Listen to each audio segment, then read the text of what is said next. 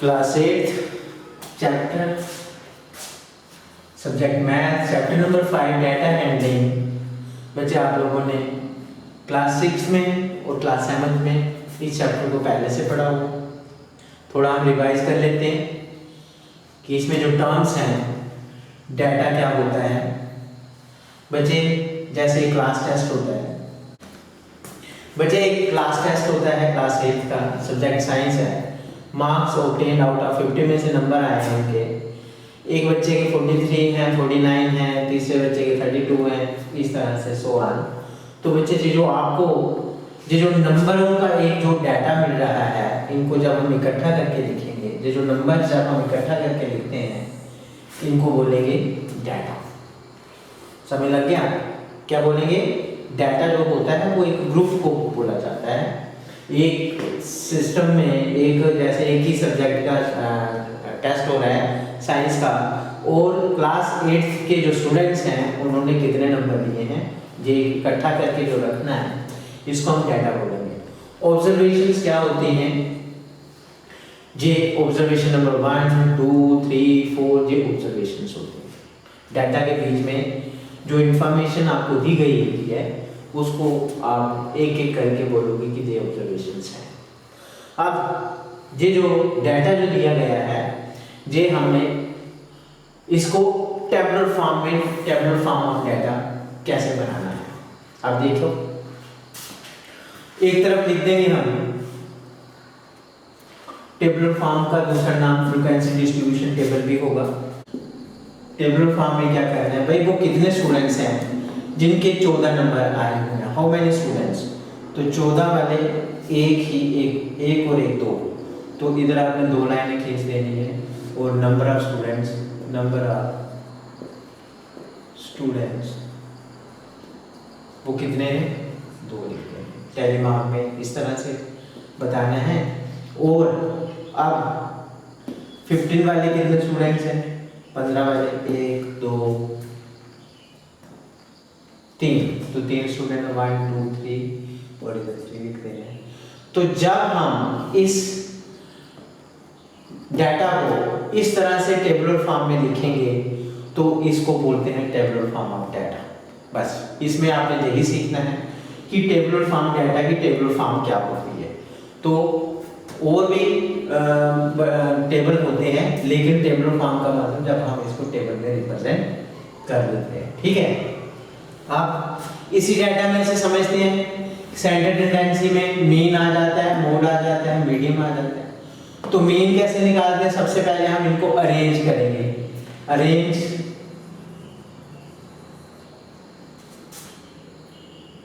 Data in increasing करो या decreasing करो, इंक्रीजिंग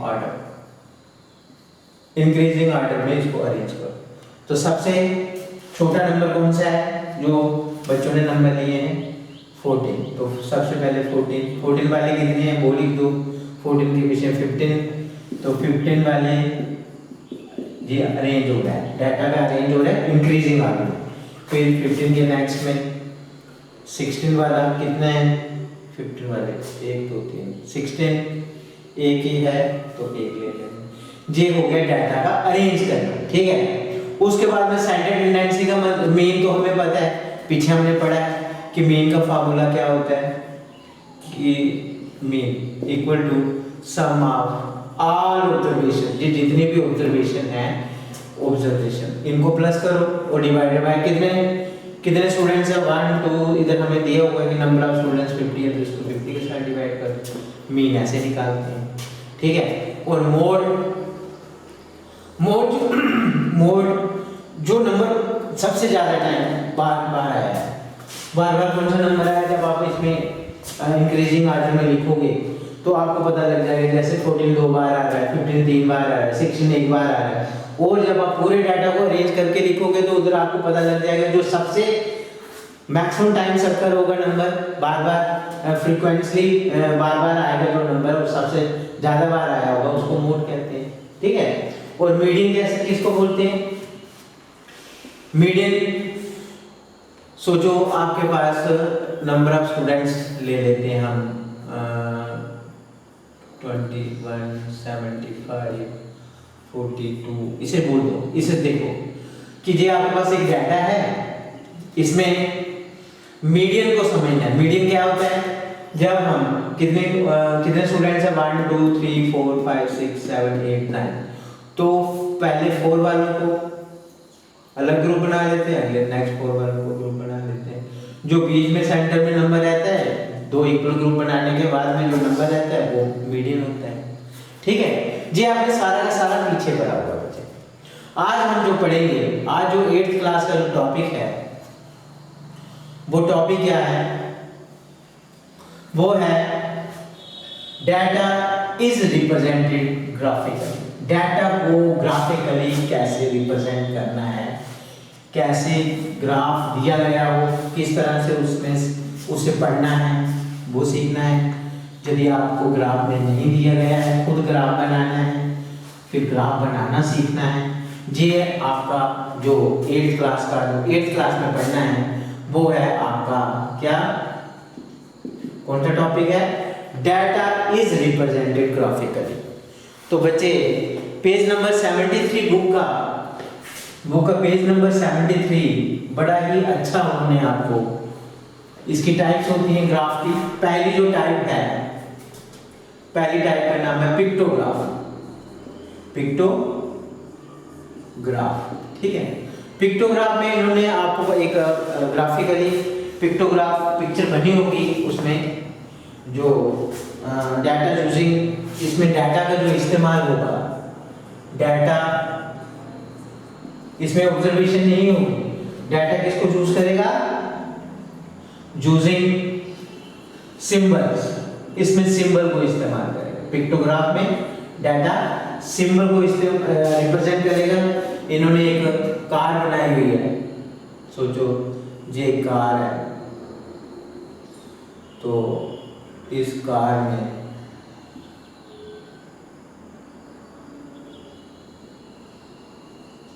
ठीक है, तो इस कार को इन्होंने कहा गया है कि एक कार का मतलब है 100 कार्स। जो पिक्चर है, जो सिंबल, एक जो कार बनी हुई है, इसका मतलब क्या है? 100 कार्स है। ठीक है, इसमें जो सिंबल है, one symbol stands for the 100 cars. तो इधर आपको इन्होंने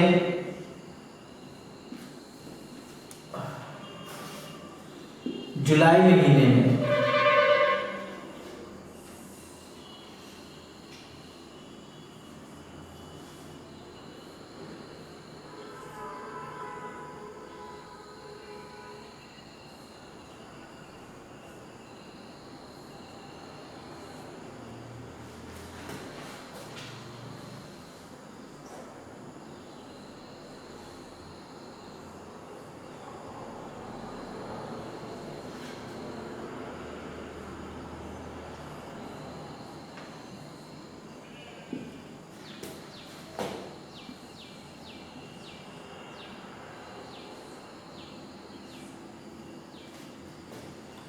इसके सामने लिख दिया कि जुलाई मंथ में कितनी कार्स मैन्युफैक्चर्ड होती है? 100 प्लस 100 200। ये आधी कार का मतलब 50, 100 प्लस 100 200, और ये 250 कार्स जो हैं वो प्रोड्यूस होती हैं। ठीक है, आधी गाड़ी का मतलब 50। ठीक, इसके नेक्स्ट में इसी तरह से अगस्त महीने का इंफॉर्मेशन उन्होंने दी हुई है कि कितनी कार्स बनती हैं फैक्ट्री में। 1 2 3, ये पूरी की पूरी कार, ये भी पूरी, तो कितनी कार्स बन गई? 300 कार्स बन गई। और सितंबर महीने में ये भी 1 2 3 4, तो 100 प्लस 100 प्लस 100 प्लस 100 कितना हो गया? 400।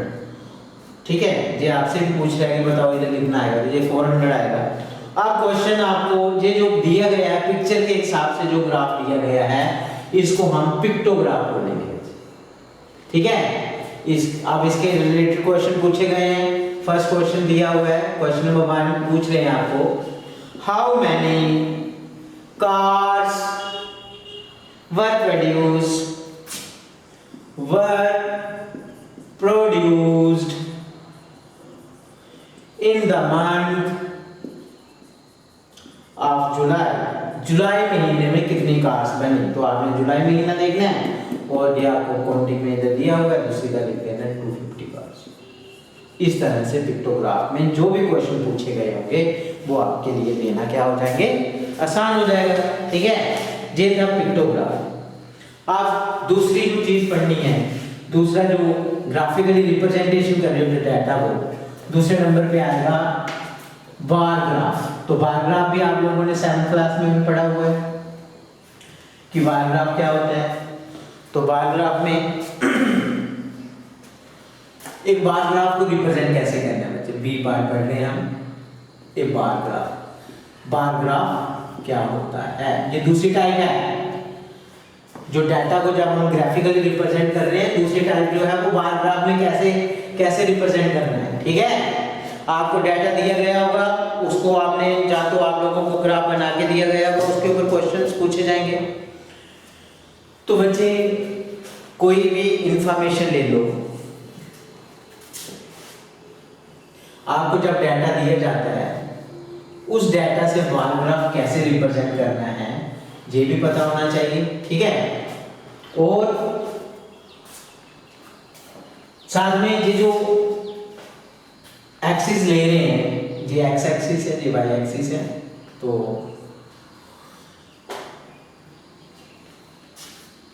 इसे हॉरिजॉन्टल लाइंस भी कहते हैं, इसे वर्टिकल लाइन भी कहते हैं, ये भी आपको पता है। ठीक है, तो लेकिन हम जब ग्राफ की बात करेंगे इनको एक्सिस बोलेंगे। तो जैसे हम एक एग्जांपल ले लेते हैं कि Sunday, Monday, Tuesday, Wednesday, Thursday, Friday, Saturday. ठीक है जी, हमने 1 वीक ले लिया, उसमें 7 डेज होते हैं। संडे को रेनफॉल, ये एक एग्जाम्पल ले लेते हैं कि कितनी बारिश होती है वो देख लेते हैं। तो बारिश जो होती है वो mm में मेजर करते हैं, पता है आपको कि संडे को 10.5 mm बारिश हो जाती है, मंडे को 2.0 mm हो जाती है। तो इस तरह से डाटा जो है वो आपके पास आएगा।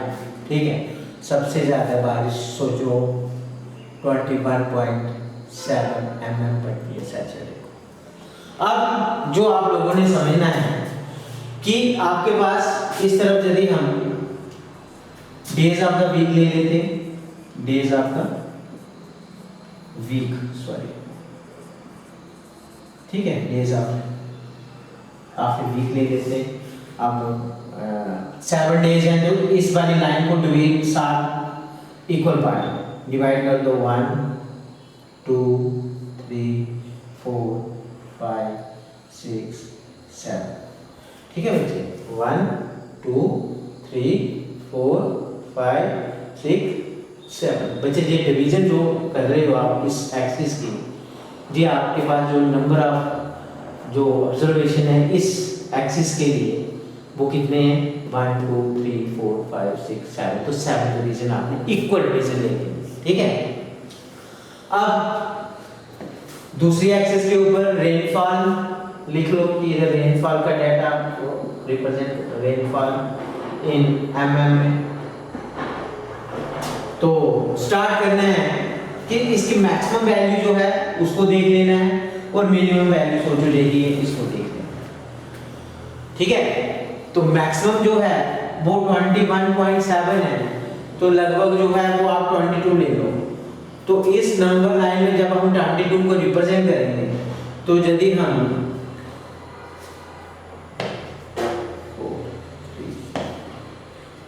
2 के साथ रिप्रेजेंट करेंगे तो हमारी 11 डिवीजन आएगी। अब जो 11 डिवीजन के लिए आपने जो डिवीजन लेनी है बच्चे, जो जोनल डिस्टेंस लेनी है जी आपने बराबर लेना, 1 2 3 4 5 6 7 8 9 10 11।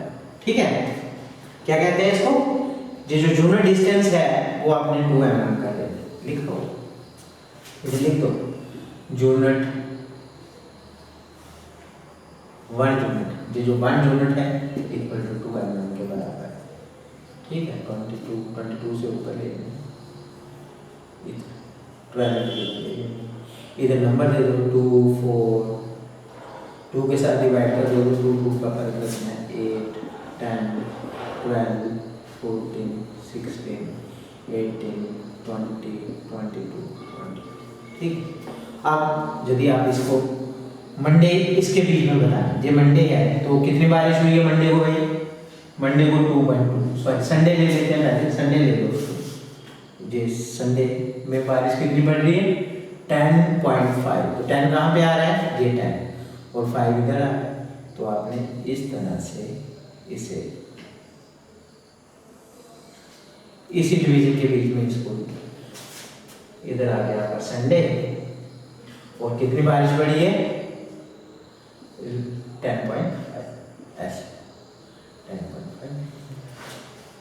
ठीक है, तो ये था कि बार ग्राफ को यदि आपको डाटा दिया गया होगा तो बार ग्राफिकली उसको कैसे रिप्रेजेंट करना है। ठीक है, ये तब यदि आपको बार ग्राफ दिया गया होगा तो उसके ऊपर इंफॉर्मेशन जो है वो बतानी है, क्वेश्चन बताना है। जैसे आपके पास क्वेश्चन नंबर 2 जो है इसमें पेज नंबर आपका 74, इसमें बार ग्राफ दिया गया है, तो इन्होंने बड़ा अच्छा इसमें बताया गया है कि जो भी बार ग्राफ होगा वो using bars of uniform breadth, जो भी ये बार्स बनेंगी, जो भी ये बार बनेंगे बच्चे जी, इनको बार बोलते हैं, ये जो बिल्डिंग्स बन रही इनको, इनकी जो ब्रेथ होगी वो यूनिफॉर्म होनी चाहिए। जब भी आपने बार ग्राफ को रिप्रेजेंट करना है, ये जो ब्रेथ बनाओगे, जैसे मंडे को कितनी बारिश हो रही है, तो इधर ये जो ब्रेथ बनानी है दोनों इन सभी की एक जैसी होनी चाहिए। यदि ये 1 सेंटीमीटर है, ये भी 1 सेंटीमीटर होना चाहिए। ठीक है, हाइट तो आगे पीछे होगी क्योंकि बारिश अलग अलग दिन में अलग अलग mm में पड़ रही है, अलग अलग मेजरमेंट में हो रही है। हाइट को नहीं देखना है आपने, इनकी ब्रेथ जो है वो यूनिफॉर्म होनी चाहिए सबकी। ठीक है, बार ग्राफ का ये ध्यान रखना है। Okay, their height being proportional to the representative value. तो इन्होंने आपको एक डाटा दिया गया है, तो उस डाटे के ऊपर इंफॉर्मेशन जो है वो देनी है। क्वेश्चन है what is the information given by the bar graph. ये बार ग्राफ हमें किस बारे में बता रहा है जो आपके इधर बुक में, तो एक तरफ इन्होंने number of students in class 8 के लिखे हुए हैं, दूसरे एकेडमिक लिखे हुए हैं। तो सेशन 2003 से 4 में जो नंबर ऑफ स्टूडेंट्स थे उस स्कूल में वो कितने थे, क्लास 8 में 100 स्टूडेंट थे। तो what is the information given, तो इसके बारे में आंसर देना है कि ये इंफॉर्मेशन हमें नंबर ऑफ स्टूडेंट्स जो कि क्लास 8 में जो एकेडमिक इस एकेडमिक ईयर में कितने ये उसके बारे में बता रहा है कि कितने 8th क्लास में कितने नंबर ऑफ स्टूडेंट्स थे। इन विच ईयर इज द सबसे increase in the number of student maximum, किस साल में सबसे ज्यादा बच्चे जो हैं वो बढ़े, तो आपने कंपेयर करना है किसके साथ बढ़े। ठीक है, ये था ये बार ग्राफ जो है उसको कैसे रिप्रेजेंट करते हैं, उसकी शक्ल क्या होती है और उसमें क्या कंडीशंस होती हैं। अब हमने डबल बार ग्राफ के बारे में पढ़ना है। ये bar graph showing two set of data simultaneously, दो डाटा जो हैं दो इकट्ठे जो दो सेट ऑफ डाटा को हमने इकट्ठे रिप्रेजेंट करना है। जैसे कि सब्जेक्ट दिए गए हैं, सब्जेक्ट मैथ और सेशन, दो सेशन डाले हैं 2005 एंड 6, एक ईयर हो गया 2005 एंड 6, दूसरा एकेडमिक ईयर हो गया 2006 एंड 7। तो मैथ में marks obtain by the student कि बच्चे ने कितने नंबर दिए हैं, तो जो वाइट वाला है वो हमें बताएगा 2005 एंड 6 में कितने बच्चों ने 30 मार्क्स लिए, तो ये थे नंबर ऑफ स्टूडेंट्स ये इतने। और मैथ में कितने student, number of students by math में, तो सेशन 2005 एंड 6 में मैथ के जो नंबर ऑफ स्टूडेंट थे वो 30 थे और 2006 एंड 7 में मैथ के स्टूडेंट जो थे वो 60 थे। ठीक है, और नेक्स्ट सोशल साइंस में नंबर ऑफ स्टूडेंट्स 2005 एंड 6 में कितने, तो इसके सामने आके ये 50 है। तो ये आप लोगों ने, ये बहुत ही इजी है। डबल बार ग्राफ बनाना वैसे ही है लेकिन उसमें आपको डबल डाटा शो करना पड़ेगा और आप उन डाटा को पढ़ के बड़ी आसानी से क्वेश्चन को बता सकते हो। ठीक है बच्चे। तो अब हम पढ़ेंगे कि एक आपको डाटा को ऑर्गेनाइज कैसे करना, ऑर्गेनाइजिंग डाटा।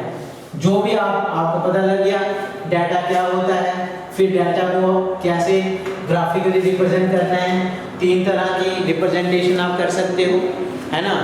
एक का ग्राफ को, एक तो हम पिक्टोग्राफ के द्वारा भी बता सकते हैं, पिक्टोग्राफ ये पढ़ा आपने, और बी पार्ट में आपने पढ़ा bar graph.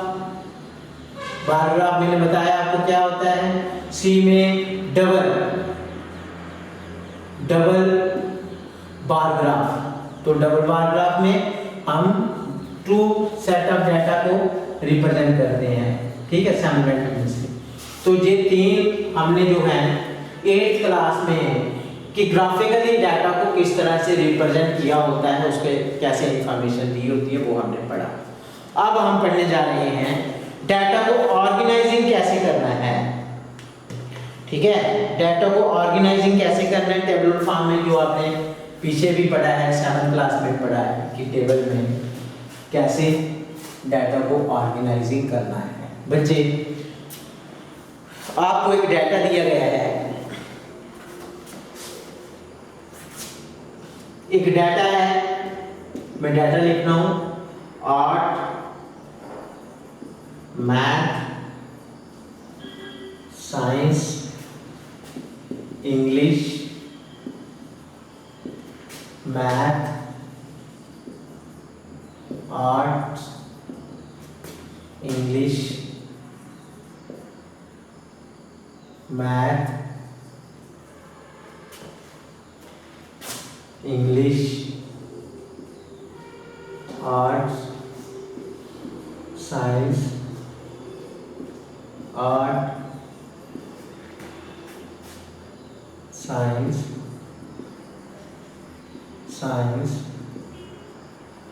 Math, art,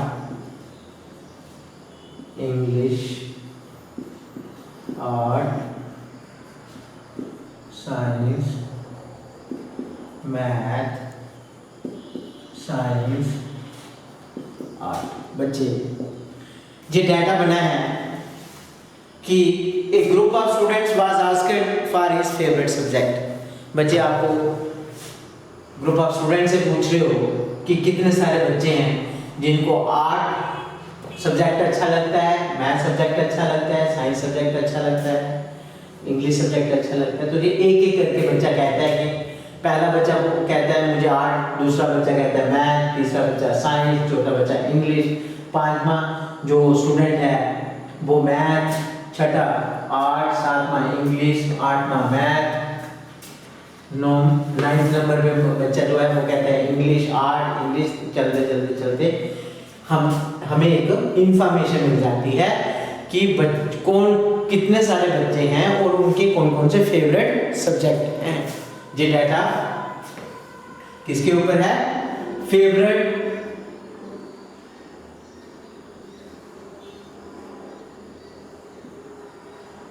subject के बारे में, ठीक है, कि कितने फेवरेट सब्जेक्ट नंबर ऑफ एक ग्रुप ऑफ स्टूडेंट्स से पूछ रहे हैं।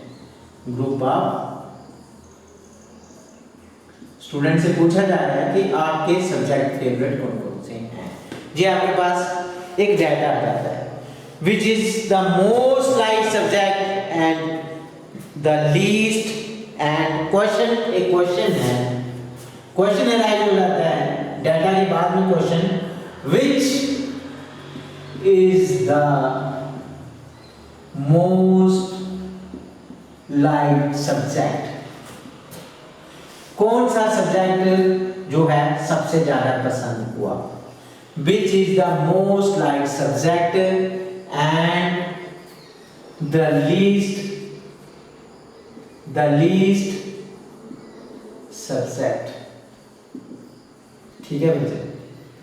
क्वेश्चन आप बताइए कि यदि ये क्वेश्चन पूछा जाए कि कौन सा सब्जेक्ट जो है वो सबसे ज्यादा पसंद है और कौन सा सब्जेक्ट जो है वो सबसे कम है, तो हमें इस ये हमारे लिए पजलिंग बन जाता है कि इस डाटा में से हम ये क्वेश्चन का आंसर देने के लिए हमारे लिए एक पजल मतलब सॉल्व, इस प्रॉब्लम को सॉल्व करने के लिए हमें मुश्किल आ गई। अब इस मुश्किल को साधारण भाषा में हल करने के लिए हमने जो डाटा दिया गया है, इसको हमने डाटा को क्या करना है, ऑर्गेनाइजिंग डाटा। अब हमने डाटा को क्या करना है, ऑर्गेनाइज करना है। देखो कैसे करना है बच्चे, आप लोगों ने एक टेबल बनाना है, ठीक है। ये टेबल का पहला कॉलम जिसमें हम सब्जेक्ट लिख देते हैं, ठीक है। फिर दूसरा कॉलम जिसे हम टैली मार्क भी कहते हैं, फिर तीसरा कॉलम जिसमें नंबर ऑफ स्टूडेंट्स कहते हैं,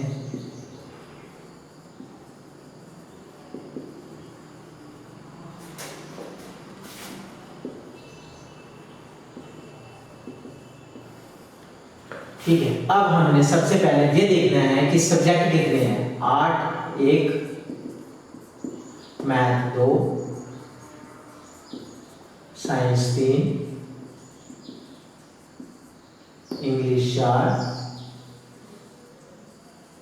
और कोई सब्जेक्ट है, और कोई भी सब्जेक्ट नहीं है। जी हमने सब्जेक्ट का कॉलम बना लिया।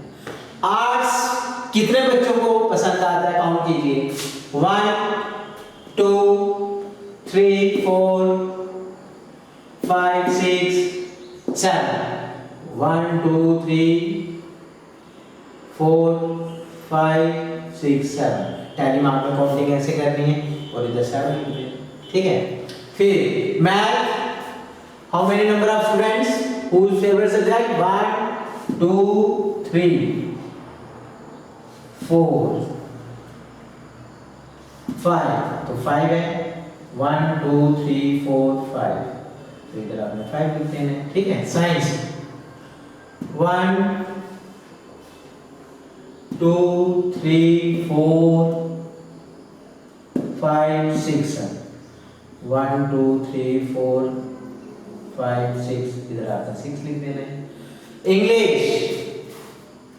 1 2 3 4, तो 4 स्टूडेंट्स हैं। 1 2 3 4, तो इधर 4 लिख देने। तो देखिए सबसे बड़ा नंबर कौन सा है, जो फेवरेट सब्जेक्ट वाला 7। तो हम जब इस डाटा को ऑर्गेनाइज फॉर्म में लिखेंगे, टेबुलर फॉर्म में लिखेंगे, तो हम जो क्वेश्चन था कि कौन सा सब्जेक्ट सबसे ज्यादा पसंद करते हैं स्टूडेंट्स, वो हमारा आंसर 1 मिनट में आ जाएगा। वो 8 सब्जेक्ट है वो सबसे ज्यादा पसंद करते हैं। और वो कौन सा सब्जेक्ट है जिसको सबसे कम पसंद करते हैं, वो है इंग्लिश सब्जेक्ट। तो बच्चे ये जो हमने टेबल बनाया है, इस टेबल को हम कहेंगे ऑर्गेनाइजिंग डाटा, ठीक है। क्या बोलेंगे, ऑर्गेनाइजिंग डाटा, ठीक है बच्चे। नेक्स्ट बच्चे, एक बात का डिफरेंस होता है जब भी आपका टॉपिक बदलता है, और उस टॉपिक का जब नाम बदल रहा है उसका तरीका भी बदल रहा है, कि उसे किस तरह से रिप्रेजेंट करना है, उसका क्या फायदा है, क्यों हमने उसको चेंज किया, ये भी हमें पता होना चाहिए। इसके नेक्स्ट में ऑर्गेनाइजिंग डाटा के साथ में ही नेक्स्ट टॉपिक है ग्रुपिंग डाटा। ग्रुपिंग डाटा क्या होता है ये हमें सीखना है, ठीक है। ग्रुपिंग डाटा क्या होता है, हाँ ग्रुपिंग डाटा, ठीक है। ग्रुपिंग डाटा क्या होता है ये हमने सीखना है कि ग्रुपिंग डाटा, आपके पास एक डाटा दिया गया होगा, डाटा लिख लेते हैं 21 10 30 22 33 5 37 12 25 42 15 39 46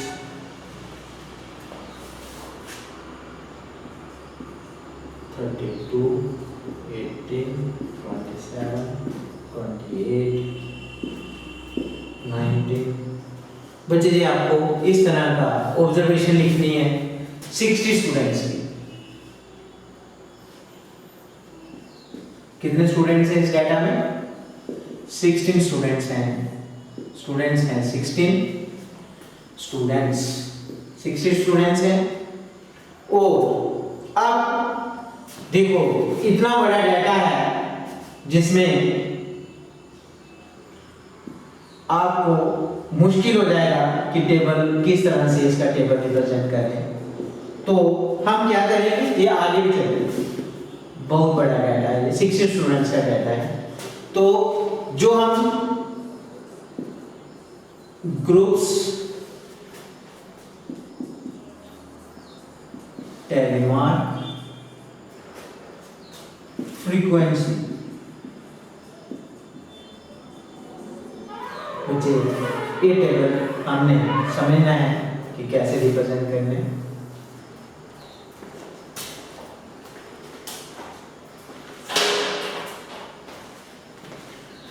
सबसे छोटा नंबर जो है उसे देखना है कि ऑब्जर्वेशन में आपसे आपके पास सबसे छोटा नंबर क्या है उसे देखना है, ठीक है। तो फिर आपने मैक्सिमम नंबर देखने हैं। जैसे हम इसमें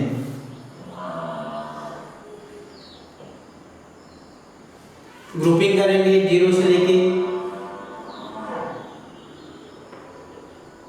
10, फिर 10 से 20, फिर 20 से 20 से 30, फिर 32, 40। ये ग्रुप बनते कि वो कितने स्टूडेंट्स हैं जिनके नंबर 0 से लेके 9 तक, बच्चे लास्ट वाला नंबर नहीं लेना है जी, हमें इधर काउंट करना है। 0 से लेके 9 तक वो कितने स्टूडेंट्स हैं, तो काउंट करो 0 से लेके 9 तक 1, फिर ऐसे करते काउंट करते करते फिर आपने इधर नंबरिंग देनी है। ये क्या है, 2 ही है। जब आप पूरे डाटा में देखोगे कि वो कितने बच्चे हैं जिन्होंने 2 से लेके 9 तक मार्क्स लिए हैं, तो आप जो डाटा मैंने पूरा नहीं लिखा है, आप page number question number 7 page number 77 में आप देखना कि वो 0 से लेके 9 तक वो 2 ही स्टूडेंट हैं जिन्होंने नंबर लिए हैं, और फ्रीक्वेंसी डिस्ट्रीब्यूशन में 2 को ऐसे लिखते हैं, ठीक है बच्चे। ये मार्कर नहीं चल रहा है राहुल तेरा, ये वाला मार्कर नहीं चल रहा है, ठीक है बच्चे। आगे नेक्स्ट, आप 10 से लेके 20 नहीं लेना, 90 लेना है। वो कितने स्टूडेंट्स हैं जो कि 10 से लेके 90 तक नंबर लिए, 10 से लेके, तो 10 से लेके 1, 2, 3,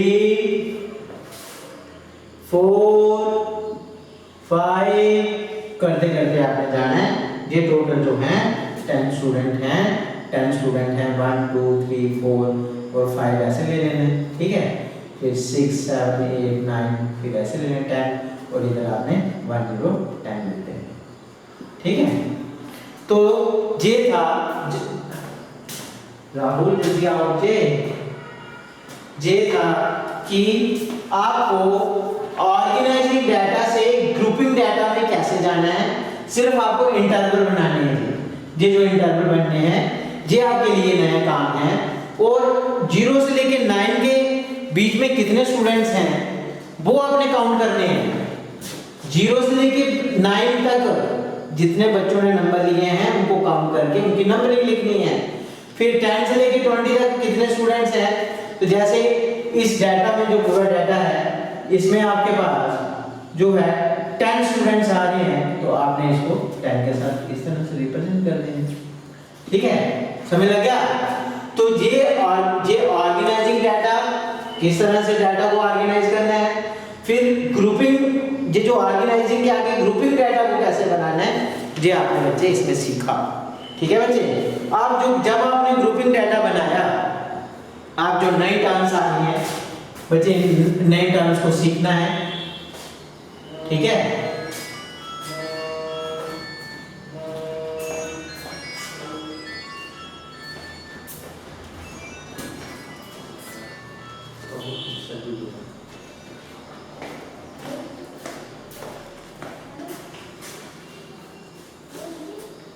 ठीक है बच्चे, नेक्स्ट क्या है,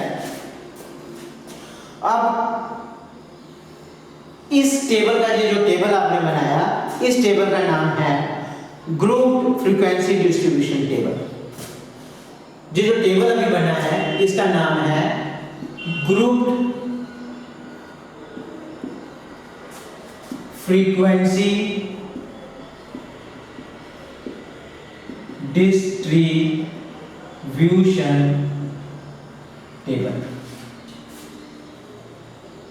इस टेबल का नाम जो अभी हमने बनाया, क्या नाम है, group frequency distribution table, TABLE। ठीक है, अब इसमें ये जो क्लास, ये जो 0 से लेके 10 तक, 10 to 20 ये जो बनी है इंटरवल, इनको हम क्लास इंटरवल कहते हैं, क्लास इंटरवल, ठीक है बच्चे, क्लास इंटरवल कहते हैं। अब अपर क्लास लिमिट क्या होती है, जैसे हमने सेकंड क्लास इंटरवल लिया, जो सेकंड क्लास इंटरवल है 10 और 20, तो इसमें ये जो 10 है ये लोअर क्लास इंटरवल, और इसे बोलेंगे अपर क्लास इंटरवल। ठीक है, पता लगा कि हम जैसे हमने क्लास इंटरवल ले लिया एक, इसे क्लास इंटरवल बोलेंगे, 10 जो होगा वो लोअर क्लास इंटरवल आएगा, 20 जो होगा वो अपर क्लास इंटरवल आएगा। ठीक है, इसकी ब्रेथ या साइज, ये जो आपने इंटरवल लिए हैं 10 to 20, 20 to 30, तो ब्रेथ ऑफ द इंटरवल निकालनी होगी कि ब्रेथ ऑफ इंटरवल वो कैसे निकलेगी, अपर क्लास लिमिट में से माइनस करेंगे लोअर क्लास लिमिट को, जैसे 30 में से 20 माइनस किया तो ब्रेथ कितनी आ गई, 10 जो है वो इसकी साइज भी बोल सकते हो आप और ब्रेथ भी बोल सकते हो। ठीक है, तो बच्चे ये था आपका कि ग्रुप फ्रीक्वेंसी डिस्ट्रीब्यूशन टेबल कैसे बनाना है, ये आपने सीख लिया बच्चे अभी। ठीक है, अब इसके नेक्स्ट जो है वो टॉपिक आएगा बार विद ए डिफरेंस, ये टॉपिक पढ़ेंगे ध्यान से, बार विद डिफरेंस, फिर आगे एक्सरसाइज पे चलेंगे।